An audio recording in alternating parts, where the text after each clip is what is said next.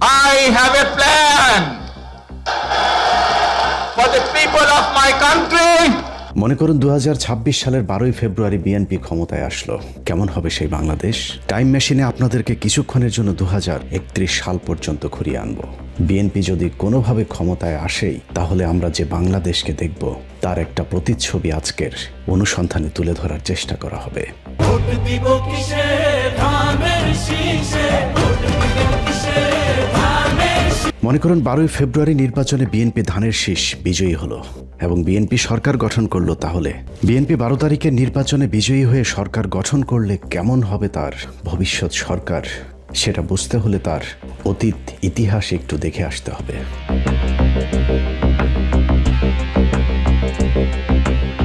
আওয়ামী লীগের 15 বছর ভোটারবিহীন নির্বাচনে ক্ষমতায় থাকার যে থিওরি, সেটার উদ্ভাবক ছিল বিএনপি। বাংলাদেশ স্বাধীনের পর প্রথম গণতান্ত্রিক নির্বাচন হয় 1991 সালে। সেই নির্বাচনে বিএনপি ক্ষমতায় আসার পর 1996 সালে প্রথম নির্বাচিত কোনো সরকারের 5 বছর পূর্ণ হয়। কিন্তু ক্ষমতার 5 বছর পূর্ণ হবার পরেও বিএনপি নির্বাচন দিতে গড়িমসি শুরু করেন। ফলশ্রুতিতে জামাত, আওয়ামী লীগ সহ প্রধান রাজনৈতিক দলগুলো 1996 সালের 15ই ফেব্রুয়ারির সেই পাতানো নির্বাচনকে বয়কট করে। কিন্তু সংকটের সমাধান না করে বিএনপি জোরপূর্বক এক নির্বাচন অনুষ্ঠানের মাধ্যমে আরও এক মেয়াদ ক্ষমতায় থাকার চেষ্টা চালায়। সেই নির্বাচনের পর সরকার গঠন করলেও বিএনপি 3 মাসের বেশি টিকতে পারেনি। একই বছরের 12ই জুন তত্ত্বাবধায়ক সরকারের অধীনে আরেকটি নির্বাচন হলে সেই নির্বাচনে বিএনপি পরাজিত হয়।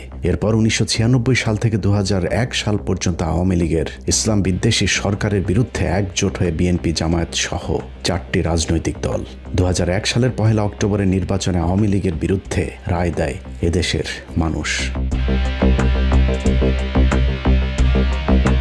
2001 সালে বিএনপি জামায়াত জোট সরকার 5 বছর ক্ষমতায় থাকার পর আবারও ক্ষমতা হস্তান্তরে গড়িমসি শুরু করে বিএনপি।